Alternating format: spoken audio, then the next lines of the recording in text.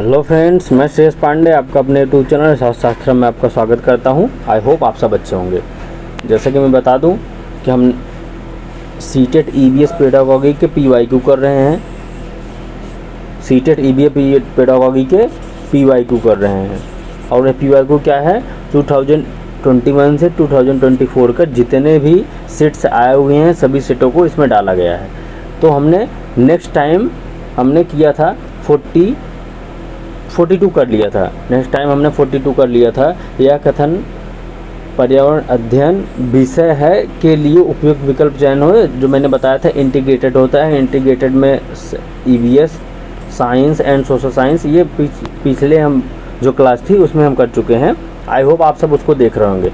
और जिन्होंने अभी तक कंटेंट वाली क्लास नहीं देखी है, कंटेंट वाली क्लास नहीं देखी है, वो पहले जाके कंटेंट वाली क्लास देख लें, उसके बाद फिर इसको करें। और मैं जल्द से जल्द ये पीवाईक्यू ख़त्म करके उसके बाद मैथ पेडागॉजी का सेक्शन स्टार्ट करने वाला हूँ। ठीक है, आइए इसके आगे देखते हैं। 43 क्वेश्चन। अध्यापिका विभिन्न प्रकार के घोंसलों पर चर्चा कर रही है। वह विद्यार्थियों से उनके द्वारा देखे गए घोंसले के प्रकार के बारे में पूछती है। एक विद्यार्थी कहता है कि कुछ दिन पहले एक चिड़िया ने उसके घर की बालकनी पर घोंसला बनाया था, लेकिन उसकी मम्मी ने यह कहकर उसे हटा दिया कि बालकनी टहनियों और चिड़िया की बीट से गंदा हो रहा है। अध्यापिका को क्या करना चाहिए? यानी एक अध्यापिका है जो विभिन्न प्रकार की घोंसलों पर चर्चा कर रही है क्लास में। ठीक है, विद्यार्थियों से उनसे पूछ रही हैं आप किस प्रकार के घोंसले को जानते हो या फिर जानते हो या फिर आपने देखा है। उसमें से एक विद्यार्थी कहता है कि कुछ दिन पहले मेरे बालकनी में एक चिड़िया ने घोंसला लगाया था, पर मेरी मम्मी ने उसको हटा दिया और यह कहते हुए हटाया कि यह टहनियों बालकनी में यह टहनियाँ फैलाती हैं और यह इनके बीट से बालकनी गंदी हो जाएगी। अब आप जो अध्यापिका हैं, आपको क्या करना चाहिए? अब इन 4 ऑप्शन में से आपको एक सिलेक्ट करना है, आप क्या करेंगी? ठीक है, आइए देखते हैं पहला ऑप्शन। फर्स्ट ऑप्शन देखते हैं।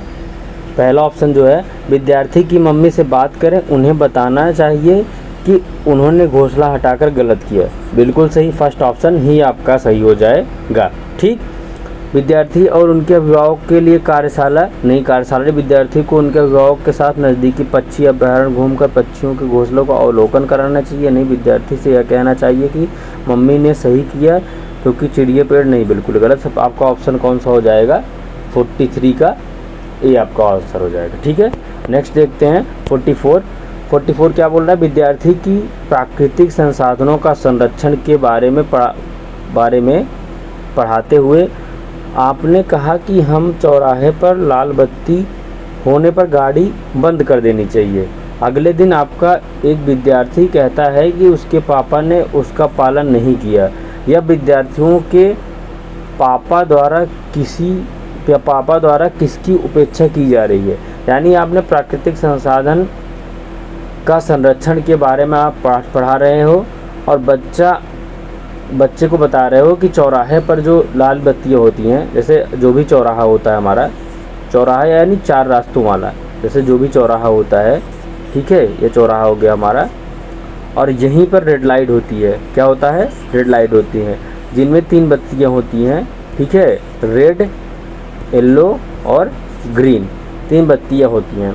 वही आप पढ़ाते समय बच्चों को ये बता रहे हो कि जब भी आप चौराहे पर रेड लाइट देखो तब आपको अपनी गाड़ी बंद कर देनी चाहिए और आपको वेट करना चाहिए किसके लिए? ग्रीन लाइट होने तक। ठीक है, लेकिन बच्चा अगले दिन आकर बताता है कि मेरे पापा उसका पालन नहीं करते हैं। ठीक है, तो वह बच्चे द्वारा फिर विद्यार्थी के पापा द्वारा किसकी उपेक्षा की जा रही है? यानी जो विद्यार्थी का जो फादर है उसके द्वारा किसकी उपेक्षा की जा रही है? सड़क सुरक्षा को सुनिश्चित किया जाना चाहिए? नहीं। ट्रैफिक नियमों का पालन करना चाहिए? बिल्कुल करना चाहिए। पर क्वेश्चन क्या पूछ रहा है? उस विद्यार्थी के पापा द्वारा किसकी उपेक्षा की जा रही है? अभी तक कोई आंसर मिल नहीं रहा। पर्यावरण के लिए चिंतित होना चाहिए, बिल्कुल सही। ईंधन का विवेकपूर्ण उपयोग करना चाहिए, मोर इम्पॉर्टेंट ये है। यानी आपका सी और डी आंसर सही हो जाएगा। यानी आपका आंसर कौन सा होगा, सी आंसर आपका सही होगा क्वेश्चन के हिसाब से। नहीं तो आपका एक और ऑप्शन सही हो जाता है, ट्रैफिक नियमों का पालन करना चाहिए, ठीक है, ये होना चाहिए। लेकिन आपने क्या पूछा, उसके विद्यार्थी के पापा द्वारा किसकी उपेक्षा की जा रही है, तो इन दोनों की। पर्यावरण के लिए चिंतित होना चाहिए आपको, क्योंकि आपकी गाड़ी चलती रहेगी, उससे ईंधन निकलता है, उससे धुआं निकलता है, उससे क्या होगा, हमारा जो ईंधन की वेस्ट होगा प्लस पर्यावरण भी हमारा खराब होता है, ठीक। नेक्स्ट देखते हैं 44वां क्वेश्चन जो हमारा, सॉरी 45 क्वेश्चन। कक्षा 3 में हमारा भोजन नामक अध्याय को पढ़ाते समय शिक्षक जोसेफ विद्यार्थियों से आपस में चर्चा करने को कहते हैं कि उन्होंने कल क्या खाया था। इस चर्चा का उद्देश्य है, यानी आप एक शिक्षक जोसेफ हैं, उन्होंने कक्षा 3 में हमारा भोजन नामक अध्याय पढ़ाते समय उन्होंने बच्चों से चर्चा किया कि आप जो है बताइए कल आप क्या खाया था, आपने कल क्या खाया था। तो इस चर्चा का उनका करने का उद्देश्य क्या है, आप उसको बताइए, ठीक है। फर्स्ट ऑप्शन देखते हैं, अपने साथियों से साझा करना कि उन्होंने क्या खाया, नहीं। भोजन की विविधता के पहलुओं को साझा करना, बिल्कुल सही आंसर है। यानी जो फूड डाइवर्सिटी होती है, फूड डाइवर्सिटी, उसके बारे में जानना कि हाँ विभिन्न प्रकार के भोजन होते हैं, वह किस तरीके से बनाए जाते हैं, या फिर जो भी विद्यार्थी वहाँ पर आया है वो डिफरेंट कल्चर से आ रहा है, तो डिफरेंट कल्चर में डिफरेंट फूड्स पाए जाते हैं। इसीलिए टीचर कह रहा है जब एक दूसरे से साझा करेंगे तो नई नई चीज़ें या नई टेक्निकें सामने आती हैं, ठीक। नेक्स्ट हमारा संतुलित आहार क्या हो, इसकी चर्चा करें, नहीं। साझा करना क्या खाना सामान्य है, बिल्कुल नहीं, ठीक है। तो आपका क्वेश्चन के हिसाब से जो आंसर होगा वह होगा भोजन की विविधता के पहलुओं को साझा करना, ठीक। नेक्स्ट देखते हैं हम ऑप्शन, कक्षा 4 5वां अध्याय। कक्षा 4 का 5वां अध्याय अनीता एवं मधुमक्खियों में अनीता कुशवाहा नाम की एक लड़की की सच्ची कहानी है। यानी कक्षा 4 में जो 5वां अध्याय है अनीता एवं मधुमक्खियाँ, यह जो चैप्टर डाला गया है यह अनीता कुशवाहा नामक की एक लड़की की सच्ची कहानी है, जिसमें उसका वर्णन एक बालिका सितारा के रूप में उजागर किया गया है, जो सीटेड क्वेश्चन में डायरेक्ट पूछा जा चुका है बालिका सितारे के बारे में। ये इम्पॉर्टेंट क्वेश्चन है, इसको ध्यान से देखिएगा आप, ठीक है। मैं जो भी क्वेश्चन आ रहा हूँ वो प्रीवियस ईयर ही करा रहा हूँ, अपने मन से कोई भी इसमें क्वेश्चन नहीं डाल रहा हूँ। जो प्रीवियस ईयर में आ चुके हैं, आपको पता भी है कि सीटेट में प्रीवियस ईयर क्वेश्चन रिपीट होते हैं, कॉन्सेप्ट जो होते हैं उनके सेम रिपीट होते हैं। यह क्वेश्चन आ चुका है कि बालिका सितारा कौन थी और यह किस चैप्टर से लिया जा चुका है, ठीक है। इस प्रकार की पहल का सर्वाधिक उपयुक्त उद्देश्य क्या होगा, यानी सही तो चारों होंगे इसमें, पर इसमें से सबसे उपयुक्त उद्देश्य क्या होगा वो हमें जानना है, ठीक। पहला देख लेते हैं, दर्शाना कि लड़कियां कैसे कुशल होती हैं एवं उनको प्रोत्साहन करने पर अत्यधिक बल देना, नहीं, ये गलत है। यह दर्शाना कि नारी शक्ति बालिका शक्ति किस प्रकार गतिशील है तथा समानता एवं सशक्तिकरण को प्रदर्शित करता है, बिल्कुल सही आंसर है, ठीक है। कि आप चैप्टर में डालोगे उससे जो भी बच्चियां रहेंगी क्लास में वो भी प्रेरित होंगी उनसे, ठीक है। नेक्स्ट है, दर्शाना कि किस प्रकार लड़कियां अनभिज्ञ होती हैं, अरे गलत है। मैं आपको निगेटिव, ये जैसे निगेटिव वर्ड है, मैं आपको जब इसकी नोटिफिकेशन आ जाएंगे तो मैं आपको निगेटिव और पॉजिटिव, दो निगेटिव और पॉजिटिव वर्ड ले आऊँगा, टैग वर्ड, कि आप देखते हुए ही चुटकियों में कैसे ही आंसर ऑप्शन जो होते हैं उनको आप सही कर सकते हो या फिर आप गलत कर सकते हो। पर अभी मैं बेसिक तरीके से क्वेश्चन जो प्रीवियस ईयर में आए हुए हैं पहले मैं उनको करा दे रहा हूँ, उसके बाद फिर निगेटिव और पॉजिटिव वर्ड जो है टैग वर्ड जो होते हैं, जो टैग वर्ड होते हैं उनको लेकर आऊँगा और उनके बारे में बताऊँगा, जिससे आप तुरंत, जैसे मैंने अभी अनभिज्ञ होती हैं लड़कियाँ, अनभिज्ञ होती हैं, तुरंत आपने काट दिया, ऐसे ही मैं काट दिया हूँ, वैसे ही आप भी करना सीख जाओगे, ठीक है। नेक्स्ट देखते हैं कि दर्शाना कि किस प्रकार लड़कियां परिवार एवं समाज पर बोझ होती हैं। ये भी निगेटिव वर्ड है, इसको भी काट दो, ये भी काट दो, यानी आपका आंसर जो हो जाएगा 46 का बी आपका आंसर हो जाएगा। ठीक, नेक्स्ट देखते हैं कक्षा 4 के अध्याय दुनिया मेरे घर में, ये कक्षा 4 का अध्याय है दुनिया मेरे घर में नामक कहानी अक्षय के बारे में है, जो बताता है कि कैसे उसकी दादी उसे अनिल के घर कुछ भी खाने से या पीने से मना करती है। इस कहानी से बच्चे को कौन सी महत्वपूर्ण शिक्षा मिलती है। यानी एक हमारी दादी हैं, वह हमें दूसरों के घर पे जाने से, खाने पीने से कैसे मना करती हैं और यह कौन सी महत्वपूर्ण शिक्षा देती है, यह हमें जानना है।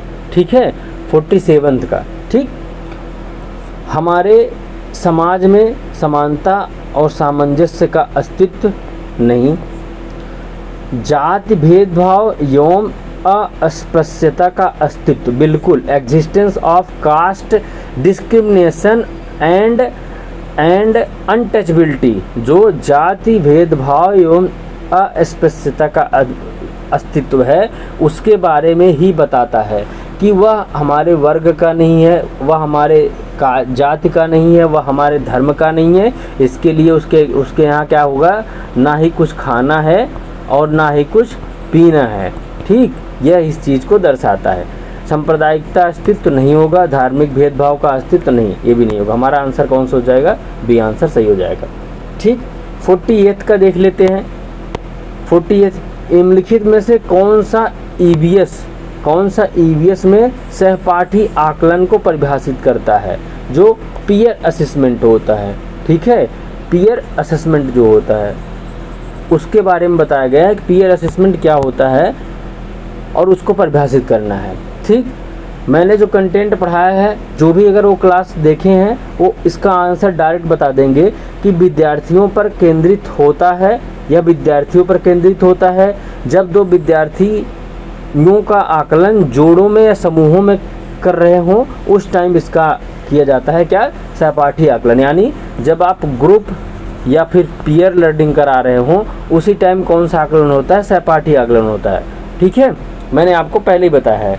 यह शिक्षा का ज्ञानवर्धक, आइए ऑप्शन से देख लेते हैं हम पहले कि यह शिक्षा एवं ज्ञानवर्धक पर विद्यार्थियों के स्वयं के आकलन पर केंद्रित होता है, स्वयं के आकलन पर केंद्रित नहीं होता है।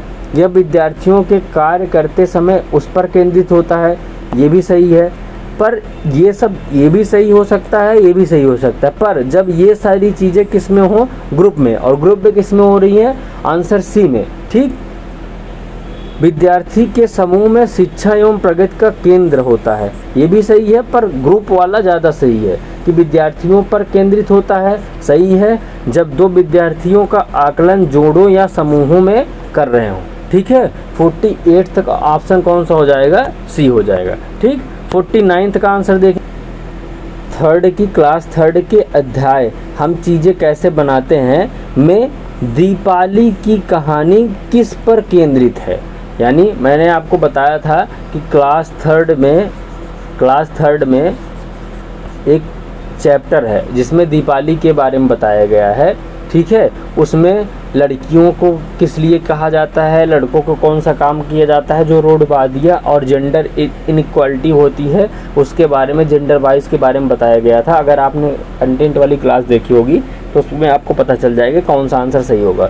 पर मैं बता दे रहा हूँ कि इसमें जेंडर वाइज जो होते हैं, ठीक है, और घरेलू कामकाज जो है लड़कियां करती हैं, बाहर कामकाज जो है लड़के करते हैं, ऐसी धारणाएं जो होती हैं वो उसमें बताया गया है इस वाले चैप्टर में, क्लास थर्ड के। ठीक है, आइए ऑप्शन देख लेते हैं। शारीरिक श्रम की मर्यादा की अवधारणा, समान कार्य के लिए समान परिश्रम की वेतन अवधारणा नहीं, आंसर ऑप्शन सी हो जाएगा। घरेलू कामकाज में लिंग संबंधी भेदभाव की अवधारणा, यही बताया गया है दीपाली की कहानी में। यह इसी से केंद्रित है कि हम चीज़ें कैसे बनाते हैं क्लास 3 के अध्याय में। ठीक, 50 क्वेश्चन देखते हैं। 50 क्वेश्चन कौन सा है हमारा कि मौखिक इतिहास समाज के विशिष्ट समूहों के अनुभवों का समन्वय करने का महत्वपूर्ण साधन है।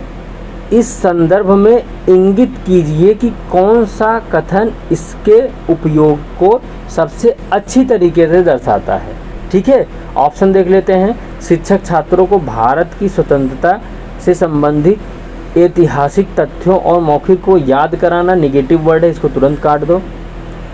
शिक्षक छात्रों से भारत के इतिहास का मौखिक प्रस्तुतिकरण करने को कहता है। कक्षा नहीं, जो बच्चे 1 to 5 हैं उसमें मौखिक प्रस्तुतिकरण बहुत जल्दी नहीं कराया जाता है। ठीक है, नेक्स्ट देखते हैं। शिक्षक अपने छात्रों से उनके दादा दादी नाना नानी के स्वतंत्रता संग्राम के अनुभवों को एकत्र करने को कहते हैं। बिल्कुल आंसर सही हो जाएगा। यानी आप स्टूडेंट को अब क्या कह रहे हो कि उसके प्रीवियस मतलब उनके जो पूर्वज हैं दादा दादी या नाना नानी, उनसे उसके बारे में पूछेंगे, फिर वो उनके अनुभव बताएंगे और प्रत्यक्ष रूप से बताएंगे और उनके साथ जो हुआ रहेगा रियल चीज़ें बताएंगे, ना कि कहीं पढ़ेंगे ना ही कहीं सुनी होगी। जो रियल चीज़ें होंगी एट इट इज़ बच्चों को बताएंगे, तो वो बच्चा अपने हिसाब से अपने घर से वो जानकारी लेके आएगा और ग्रुप में बताएगा, और अलग अलग बच्चा अलग अलग कहानियों को लेकर ग्रुप में आके बताएगा। इससे क्या होगा, बच्चे का नॉलेज जो होगा गेन हो जाएगा। ठीक है, बच्चा नॉलेज गेन करेगा और उसका जो नॉलेज होगा वो अस्थायी रूप से हो जाएगा। ठीक, 50 का ऑप्शन कौन सा हो जाएगा, सी हो जाएगा। ठीक है, 51 का देख लेते हैं। स्थान विशेष को समझने के लिए बच्चों को मानचित्र बनाने की कला का ज्ञान आवश्यक है। प्रस्तुत वाक्यों में से कौन सा मानचित्र के बारे में सही है। यानी मानचित्र बनाने की कला का ज्ञान आवश्यक है। ठीक है, समझाने के लिए प्रस्तुत वाक्यों में से कौन सा मानचित्र के बारे में सही है, इसको बताना है। ठीक, मानचित्र सदैव यह मानकर बनाया जाता है कि व्यक्ति किसी स्थान को जमीन से देख रहा है। अरे नहीं, ये नहीं होगा। दीवारों, सड़कों आदि के लिए हम चिन्ह का प्रयोग करते हैं। वस्तुओं, दीवारों, सड़कों आदि के लिए हम चिन्हों का प्रयोग करते हैं। बिल्कुल सही, बी ऑप्शन सही होगा हमारा। ठीक, हम वास्तविक दूरियां नापकर उन्हीं को दर्शाते हैं। नहीं, वास्तविक दूरियां नहीं, कुछ काल्पनिक भी दूरियां होती हैं।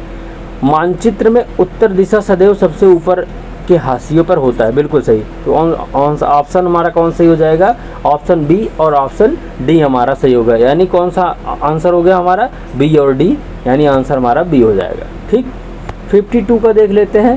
निम्नलिखित में से कौन सा साधन जल के अभाव एवं इसका किसी क्षेत्र पर पड़ने वाले प्रभाव की चर्चा का सर्वोत्तम माध्यम है। ठीक है, ऑप्शन देख लेते हैं 52 का हम। पाठ्य पुस्तकें नहीं, सभ्य साधन नहीं, विश्वकोश नहीं, इंसाइक्लोपीडिया नहीं होगा। समाचार पत्र का रिपोर्ट बिल्कुल सही है। न्यूज़ रिपोर्ट जो होगा ये जल के अभाव एवं इसका किसी क्षेत्र पर पड़ने वाले प्रभाव की चर्चा का सर्वोत्तम माध्यम हो सकता है। ठीक है, ना ही पाठ्य पुस्तकें होंगी, ना ही सभ्य माध्यम होगा, ना ही विश्वकोश होगा। ठीक है, नेक्स्ट देखते हैं 53 देखते हैं हम। विद्यार्थी के ईवीएस सीखने के संदर्भ में निम्न में से कौन सा कथन सही है। ठीक है, निम्नलिखित में से कौन सा कथन सही है। विद्यार्थी रिक्त पात्र अथवा कोरे कागज की भांति होते हैं। बिल्कुल गलत। मैंने आपको सीडीपी में बताया था कि बच्चा गीली मिट्टी या फिर खाली स्लेट के समान नहीं होता है। ये मैंने आपको पहले ही बता दिया है। सभी विद्यार्थी एक समान होते हैं तथा सीखते एक समान बिल्कुल भी नहीं होते हैं। मैंने बताया आपको टैग वर्ड बताऊंगा, जैसे ही आप वो टैग वर्ड देखोगे तुरंत कोई ऑप्शन में ही काट दोगे। विद्यार्थी रैखिक रूप से सीखते हैं, अतः नया ज्ञान पिछले तथ्यों व जानकारी से ही प्राप्त होता है। जरूरी थोड़ी है नया ज्ञान पिछले तथ्यों व जानकारी से ही प्राप्त हो। नहीं, कौन सा ऑप्शन हमारे 3 गलत हो गए, कौन सा ऑप्शन ही सही होगा, हमारा चौथा ऑप्शन ही सही हो जाएगा। यानी विद्यार्थियों के सीखने का तरीका सर्पीला पेचादार होता है। प्रत्येक बच्चा अद्वितीय होता है। वह परिस्थिति से सीखना व प्रतिक्रिया अपने ढंग से देता है। बिल्कुल सही। सर्पीला यानी अप एंड डाउन होता है, यानी ऊंचा व चढ़ाव होता है, लचीलादार होता है। ठीक है, और प्रत्येक बच्चा अपने में अद्वितीय होता है। ठीक है, अपने में स्पेशल होता है, यानी डिफरेंस होता है। ठीक है, इंडिविजुअल डिफरेंसेस होते हैं। क्या होते हैं? इंडिविजुअल डिफरेंसेस पाए जाते हैं। हर चाइल्ड में इंडिविजुअल डिफरेंसेस पाए जाते हैं, ठीक है। और परिस्थिति से सीखना व प्रतिक्रिया अपने ढंग से देना, यानी जिस इन्वायरमेंट में रह रहा है बच्चा, ठीक है, जिस इन्वायरमेंट में रह रहा है बच्चा वहीं से सीखता है, और प्रतिक्रिया जो भी प्रतिक्रिया देता है, जो भी फीडबैक देता है वह कैसे देता है? अपने तरीके से देखता है। तो इसका आंसर कौन सा हो जाएगा? आंसर डी हो जाएगा, ठीक।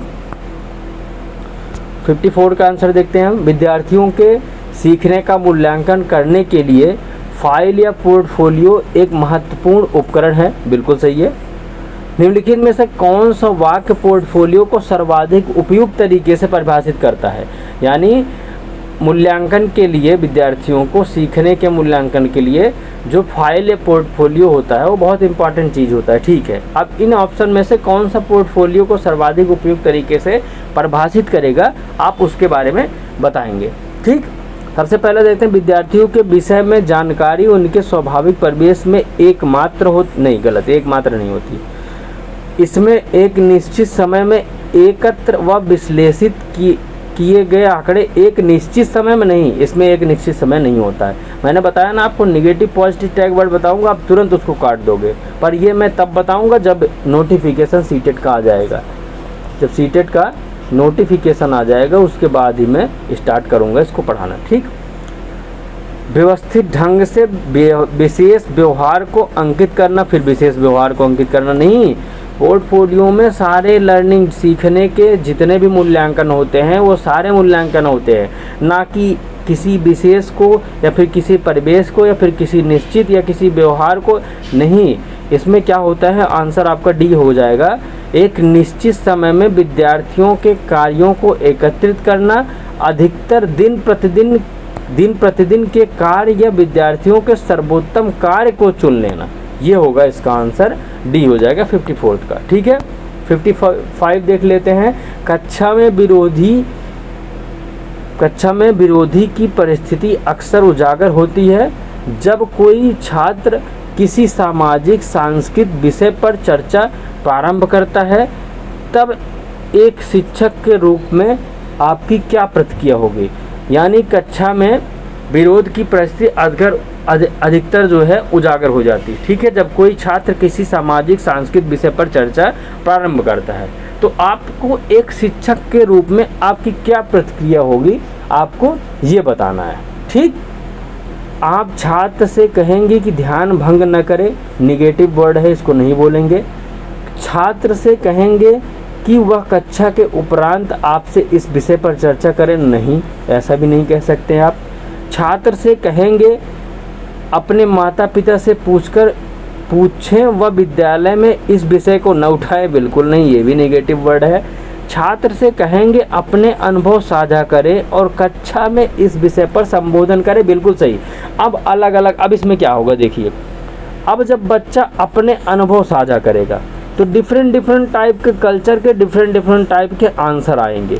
कोई बच्चा कुछ बताएगा, कोई बच्चा कुछ बताएगा, कोई बच्चा कुछ बताएगा, पर वो उनके वास्तविक जीवन से जुड़ा होगा।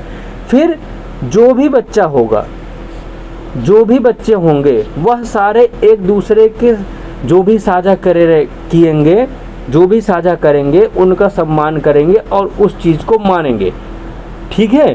तो बच्चे के अंदर आत्मविश्वास जगेगा और उसके नॉलेज में भी गेन होगा कि हाँ, ये डिफरेंट टाइप के इन्वायरमेंट में या डिफरेंट कल्चर में जो भी, ये देखा ना, सामाजिक सांस्कृतिक विषय पर चर्चा करते हैं तो भी हो जाता है, यानी हमारा सामाजिक सांस्कृतिक जो कल्चर है, इन्वायरमेंट है, वहाँ पर इस तरीके से काम किया जाता है, हमारा ऐसे काम किया जाता है या फिर हमारा ऐसे किया जाता है।